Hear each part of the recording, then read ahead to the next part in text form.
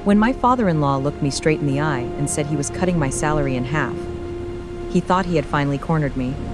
What he did not know was that, in that exact moment, I already had a new door open, a new title waiting, and a future his family no longer had the power to price. When my father-in-law, Richard Vale, looked directly at me across the conference room table and told me the company was cutting my salary in half, I could hear the satisfaction tucked behind every word. He was not merely announcing a financial decision. He was testing how much more humiliation I was willing to swallow. To him, I was the woman who had spent too many years inside his family's system. The woman who had grown accustomed to silence. The woman who kept the production lines alive while other people stood in the light. He expected panic. He expected me to think about the mortgage, my marriage, my age, and the more than 2 decades I had tied to Anderson Automotive, then force myself to accept the insult. But that morning, what Richard did not know was that I was no longer standing there as someone trapped. I had options. I had an offer. I had evidence of my own value. My name is Olivia Crane. I was 54 years old. And the morning, Richard believed he had finally put me in my place, became the best day of my professional life. I did not argue. I did not cry. I did not slam my hand against the table. I smiled. Because sometimes the strongest resistance is not making noise. Sometimes it is letting someone walk confidently into the mistake they have built for themselves. Richard's conference room always carried the same stale smell. Burnt coffee mixed with the old money authority the Vale family wrapped around itself. He was already seated at the head of the table when I walked in, turning over papers, as though he were weighing something important. Even though I knew the outcome had already been decided, Richard was the kind of man who could sit still and still demand that the room orbit around him. There had been a time when I understood and even respected that. More than 2 decades earlier, when I first joined Anderson Automotive after graduating from Michigan Tech with a mechanical engineering degree, Richard had still been a demanding but practical boss. He knew what kept a plant alive. He understood what line efficiency meant on a Monday morning. He knew how a few minutes of delay could ripple into real cost. I was a 32-year-old woman then, carrying more ideas about lean production than most people at Anderson wanted to hear. And I had to prove, one step at a time, that I was not just theoretical. I worked my way through the shop floor, the supervisors, the suppliers, and the difficult customers. I did not have the Vale name on the building, but I was the one people called when a line went down before dawn, when workers needed a clear decision, and when customers needed a promise that meant something. The shift began when Ethan Vale came back to the company. Ethan was Richard's eldest son, 34 years old, newly returned with a Duke MBA, a laptop full of presentations, and a vocabulary polished with phrases like digital transformation, operational restructuring, and cost optimization. The problem was that he had never worked a full shift on a production floor. He could talk about a plant as if it were a diagram on a screen. But he did not know the smell of hydraulic oil, the rhythm change of a machine under strain, or the look on a worker's face when a component failed tolerance. 8 months after he returned, Ethan decided to replace the hydraulic component supplier I had personally vetted and maintained for 9 years. I remember the meeting clearly. He put up one slide with 2 numbers, the old supplier's price per unit and the new supplier's price per unit. The new number was lower. So in his mind, the decision was finished. I asked about lead times. He said they were within an acceptable range. I asked about tolerance specifications. He looked at me as if I were trying to complicate his brilliance. If you have ever watched an experienced person get dismissed simply because their last name was not on the building, comment number 1, so I know you understand that feeling. I went back to my office and ran the full numbers defect risk, setup impact, buffer inventory, and projected downtime. That afternoon, I sent Richard a 4-page report. In the email to Richard, I kept my message simple. I wrote that the decision would cost the company more than it saved, and that I had the data if he wanted to discuss it. 2 days later, he replied with 3 words, "Ethan is handling it." I still remember staring at those words on my screen. They did not surprise me. But something inside me went quiet. It was not because I feared Ethan might be wrong. I knew he was wrong. What chilled me was that Richard had chosen not to know. 6 weeks later, Ford's quality auditors arrived without warning. The defect rate on the most recent production run was 340% above specification. Ford rejected the entire shipment. $480,000 disappeared in one afternoon. The auditors were professional, but their faces said enough. This was not a random glitch. This was a systemic failure. In the emergency meeting afterward, Ethan sat across from me and Richard without a trace of alarm and said the quality control process should have caught the problem before shipment. According to him, it was a floor management issue. Floor management meant me. My 4-page report was still in my desk drawer, clearly dated. I did not pull it out. I simply nodded and said I understood his concern. Richard looked at his son, then looked at me, and said nothing. That silence told me exactly where the story was going. The salary cut that came later was not a shock. I had been watching the pieces move for months. Ethan and his younger brother, Mason Vale, had started appearing in every supplier meeting, every client review, and every conversation they had never cared about before. Mason came from finance and understood the production floor even less than Ethan did. But both brothers knew how to ask careful questions, take notes, and separate the relationships attached to the Vale name from the relationships built by a woman who showed up at 5 a.m. when the line stopped. After more than 2 decades of doing the actual work, the second list was much longer than they realized. The plan was simple. They wanted to squeeze me through compensation. If I became angry and resigned, I would leave behind the systems, suppliers, and customer trust I had built. If I stayed, they would treat that as proof that I had nowhere else to go. If this story makes you believe that a skilled worker should never be treated like a discounted asset, please like the video. Richard's greatest mistake was believing I had spent more than 2 decades becoming comfortable. The truth was that I had spent those years becoming valuable in ways he had never bothered to measure. Richard thought I would not push back because I had never pushed back loudly. He confused composure with weakness. He confused professionalism with obedience. He also confused staying at one company for a long time with having no value anywhere else. Over the years, I learned that the most dangerous changes inside a plant rarely begin with an explosion. They start with a small variance, a slightly different machine sound, or a manager ignoring a warning because the warning is inconvenient. I had been watching the Vale family that way. I saw Richard gradually choose bloodline over competence.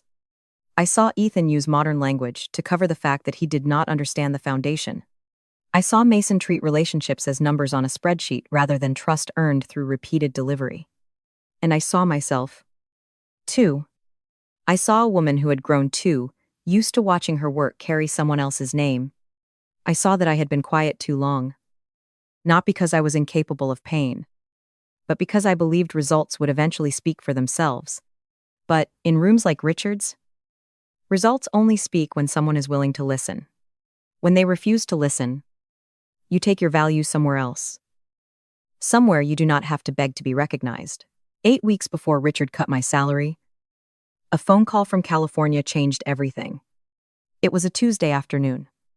I was in my office reviewing production variance reports when my personal phone rang. Unknown number. California area code. I almost let it go to voicemail. But I answered. The voice on the other end belonged to Caroline Walsh. She did not waste time. She said my name, introduced herself, and asked whether I had a few minutes to talk about my future. Just the phrase "my future" made me pause. It had been a long time since anyone at Anderson had asked what I wanted for my career. People simply assumed I would keep absorbing responsibility, keep fixing mistakes, and keep feeling grateful for a place inside the Vale family system. I pushed the reports aside and told her I had time. Caroline Walsh was a name that made procurement managers cautious and competitors nervous. She had not inherited an empire, and she had not married her way into authority. She built Walsh Manufacturing from a small California operation into one of the most efficient automotive suppliers in the country. She had the kind of operational eye I respected. She could read a production floor the way a physician reads an X-ray, seeing what others walked past without noticing. Caroline told me Walsh had been watching my work at Anderson for some time. She mentioned the lean systems I had implemented, the union relationship, the supplier network, and the defect reduction numbers my teams had achieved. What moved me was not that she knew the numbers. In this industry, competent people can find data. What made me sit still was that she said the people who had worked with me spoke about me differently than they spoke about Anderson Automotive.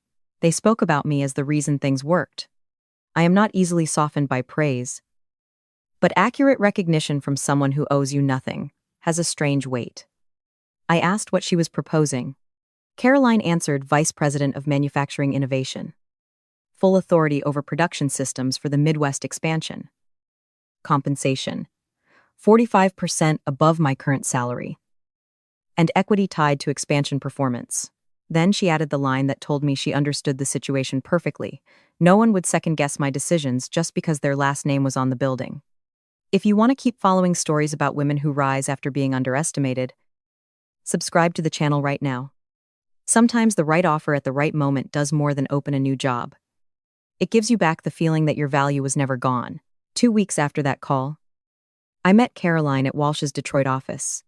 Walking into that facility felt like stepping into the version of manufacturing I had once hoped Anderson could become. Every line had real-time production monitoring. Predictive maintenance systems flagged equipment risks before they became downtime. Quality controls were built to prevent defects at the source, not merely catch them after the damage was done. But the people caught my attention most. Floor workers and engineers spoke to each other as if they were solving the same problem. Because they were. There was no quiet contempt between the people in button-down shirts and the people standing beside the machines. There was no management team that appeared only when blame needed a target. Caroline walked beside me and said this was what it looked like when a company invested in operations instead of merely managing them. I nodded because I understood exactly what she meant. I had spent nearly a decade trying to build something similar at Anderson.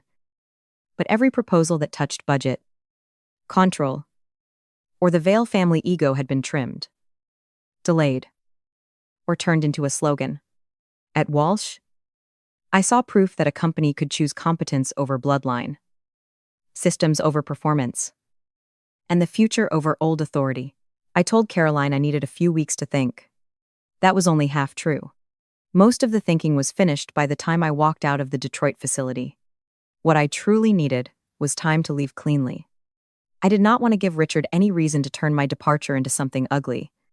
I consulted an attorney, reviewed every clause, every limitation, and every legal boundary. Everything I brought to Walsh had to be mine ethically and legally: knowledge, experience, reputation, and relationships earned through personal trust. I did not take confidential documents. I did not copy proprietary lists. I did not recruit people behind the company's back. I simply prepared to prove something. Anderson had avoided acknowledging for too long. Much of what they called company property functioned because people trusted me. For 6 weeks, I documented everything I had built. Not to steal it, but to prove where it came from. I gathered timestamps, proposal, emails, ignored warnings, and records of weekend problems I had solved while Richard remained too far removed to notice.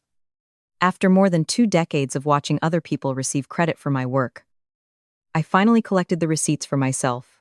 Danielle, my husband, noticed that something about me had changed, but he did not understand it.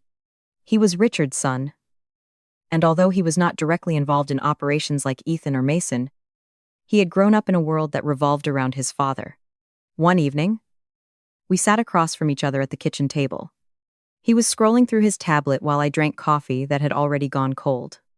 He asked why I had been so quiet lately. I told him it was just end-of-quarter work. He nodded and asked whether his father was keeping me busy. I said something like that. He returned to his screen. I looked at him and felt a quiet sadness settle over me. I was only weeks away from the biggest professional decision of my life. And the man who had shared my home for more than 2 decades still assumed every movement in my life began with Richard. I did not entirely blame Daniel. That was the order he had been taught. His father ran the company. The company employed his wife. And I should be grateful for that arrangement. Perhaps the idea that I had my own plans, my own competence, and my own future had never fully crossed his mind. I did not argue that night. I said goodnight. Went into my office. Opened the Walsh offer letter again. And read each line like confirmation that I still belonged to myself. During that period, I made 5 phone calls. Not to recruit anyone, and not to damage Anderson. I simply informed a few long-standing professional contacts, quietly and properly, that I was preparing to move in a new direction. I called Sharon Torres at Parker Precision, Clint Ruiz at Midwest Distribution, Brenda Sloan at Parker Automotive Systems, and 2 others. I did not ask them to follow me. I did not suggest what they should do. But when you have built relationships by keeping your word for more than 2 decades, some things do not have to be said directly. Brenda listened, exhaled, and told me that, honestly, I was the only reason they had stayed with Anderson as long as they had. I thanked her and kept the call brief. Within 10 days, 4 of those 5 contacts reached out to Caroline Walsh on their own. I did not arrange it. I did not push it. It happened because, in manufacturing, real relationships are not built by a logo on a contract. They are built by the person who answers the phone at midnight, finds replacement components when a line is about to stop, tells the truth when risk appears, and takes responsibility when everyone else wants distance from the hard part. Richard believed those relationships belonged to Anderson. I knew they belonged to trust. And trust remembers who earned it? I signed the Walsh offer letter on a Friday afternoon. The following Monday, Richard called me into his office and cut my salary in half.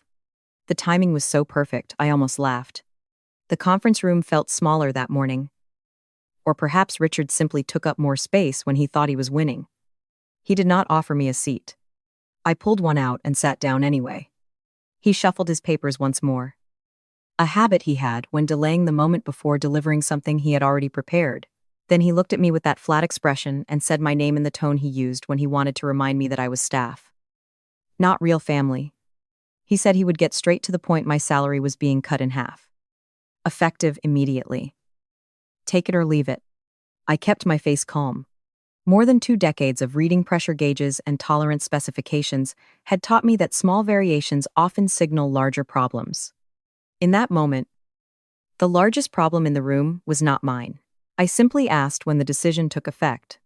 A flicker crossed Richard's face. He had expected anger, pleading, or fear. What he got was calm. And that calm disrupted him. Richard said the decision took effect immediately. Then leaned back and told me he was sure I understood the company's position. I nearly had to remind myself not to smile too visibly. Anderson had just posted a record profit quarter, largely because of the lean systems my teams and I had implemented over the previous 3 years. Cumulatively, my operational improvements had saved the company more than $4 million. The salary cut Richard proposed would save him roughly $60,000 a year. So it was never about money. It was about power. I stood and told him he had opened my eyes to many things. His chest expanded slightly. He thought I was thanking him. He said family came first. Always. I answered. Always. Then I walked to the door, placed my hand on the handle, turned back, and said I hoped Ethan and Mason found their footing soon, because running that operation was much harder than it looked from the outside. Richard nodded slowly, as though I had complimented his sons. I walked out, took out my phone, and texted Caroline 2 words ready. Chicago. Less than a minute later, she replied that she would see me there. The Manufacturing Excellence Conference in Chicago was 11 days away. Anderson Automotive was the platinum sponsor of the conference that year, which meant Richard would deliver the keynote on the second morning in front of nearly every significant person in the Midwest automotive supply chain. Suppliers, procurement directeur, plant managers, and engineers would all be there. The same people who had heard Richard Vale's name attached to operational innovations he had never created himself. Caroline had secured a speaking slot immediately after Richard's session. The previous speaker had withdrawn because of budget constraints, and Caroline later told me it took exactly 1 phone call to obtain the opening. In the 11 days between the salary cut meeting and Chicago, I completed the formal transition, I signed the Walsh paperwork, met with my attorney, one final time to confirm that everything was clean, and handed off my Anderson responsibilities in writing detailed, professional, thorough, and leaving no room for anyone to claim I had abandoned the work. Hank Owens called me the day before I flew out. Hank was the local UAW representative. We had worked together for 6 years and built something many managers never build with union leadership: actual respect. He had heard through the floor that I was leaving. News inside a plant travels faster than administrative email. He asked whether I was doing what he thought I was doing. I told him probably. Hank went quiet for a moment, then said the Vale boys had no idea what was about to happen to that place. I said they would figure it out eventually. He made a sound that was not quite a laugh. He told me 3 senior skilled workers had already asked him about the Walsh operation after hearing I was headed there. I asked what he told them. Hank said he told them Walsh ran a clean shop and treated people like adults. Then he added that he had also told them nothing was official yet. I told him to give me 2 weeks.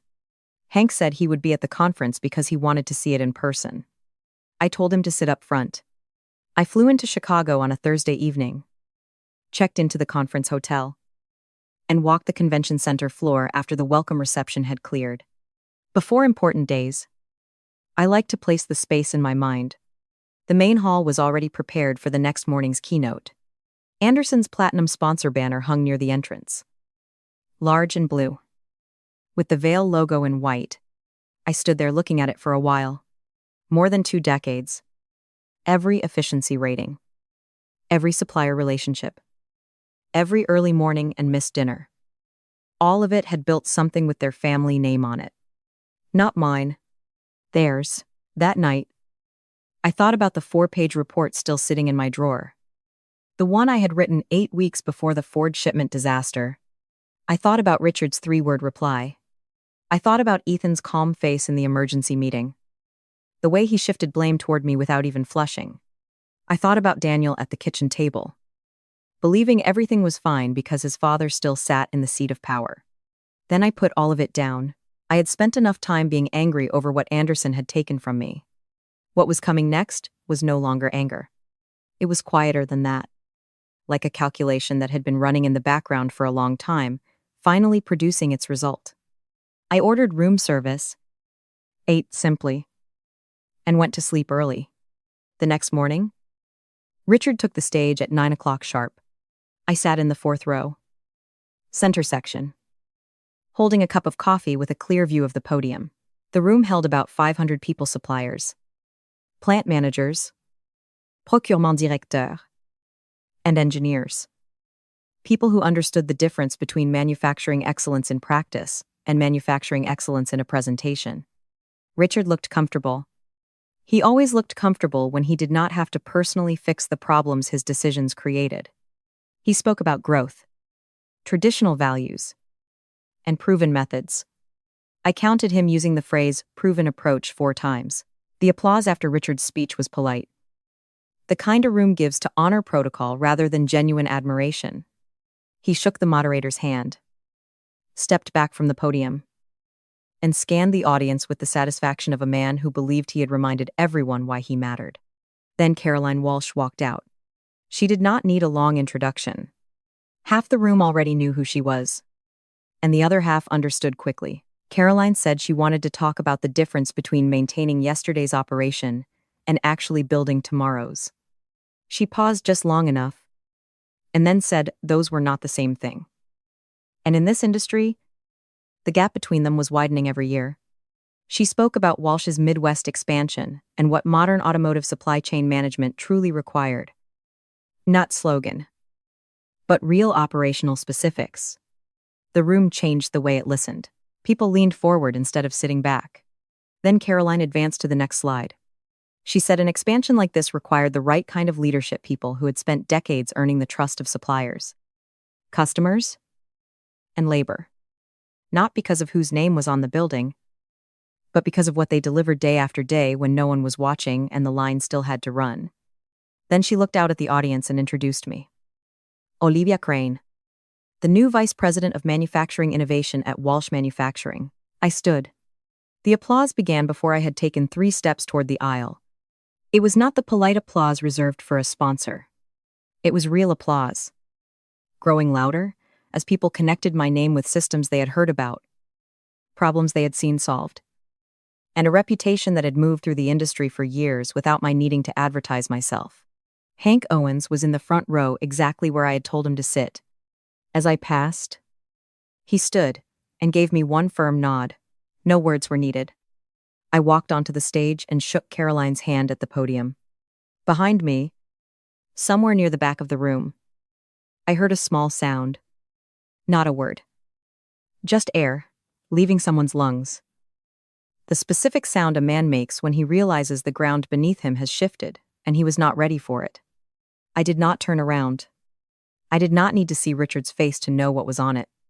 Caroline said a few more things about the Detroit plan, the timeline, and the partnerships already in place. I kept my remarks brief. Thanked the industry relationships that had made my career possible. Said I was looking forward to what came next. And meant every word.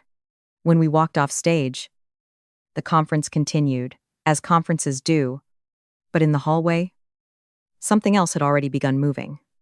My phone had 11 messages before I reached the coffee station. 6 months later, I stood on the production floor of Walsh Manufacturing's new Detroit facility, watching lines run at 97% efficiency. The numbers told their own story. Walsh captured most of Anderson's major accounts within 5 months.